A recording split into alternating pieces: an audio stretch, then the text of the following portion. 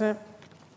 The Senator from Washington. Thank you, Mr. President. Mr. President, since the first day of this administration, I have heard from women in my home state and nationwide who are fearful of what President Trump will do to their health and rights, from appointing a Supreme Court justice who's made clear he opposes the historic ruling in Roe v. Wade, to trying at every turn to undermine women's access to safe, legal abortion here in the United States and abroad, to proposing a budget that would defund Planned Parenthood and devastate investments in women's health. I know from letters and calls and emails, tweets, rallies, you name it, that across the country, women feel under attack because of this administration's policies and the willingness of Republicans in Congress to make sure they're carried out. Women are worried, and unfortunately, they have a right to be, especially in this moment. Mr. President, in a matter of days, Senate Republicans could bring their version of Trumpcare to this floor. As many of us have said, this is the worst bill for women in a generation.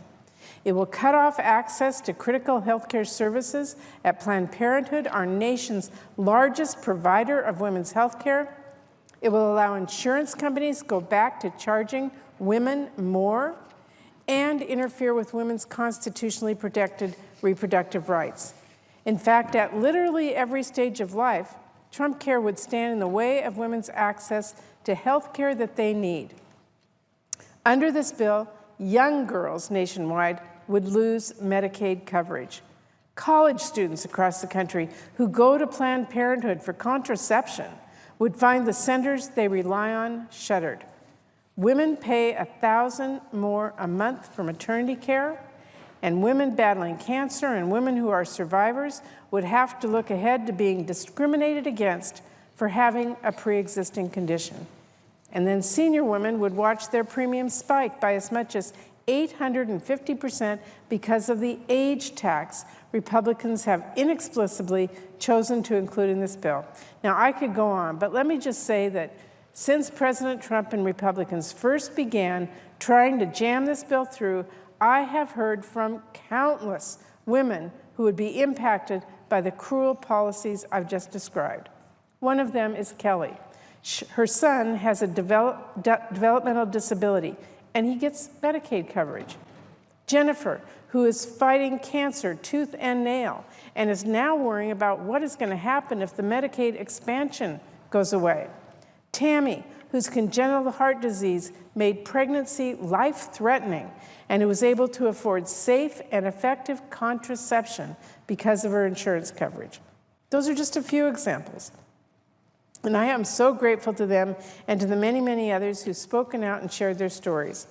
Now, Mr. President, you might think, with so many women thinking about how this bill would impact them, with so much at stake for women's health, for women's rights, and financial security, should Trumpcare be signed into law, the Senate Republicans will want to see what women thought of their version of Trumpcare.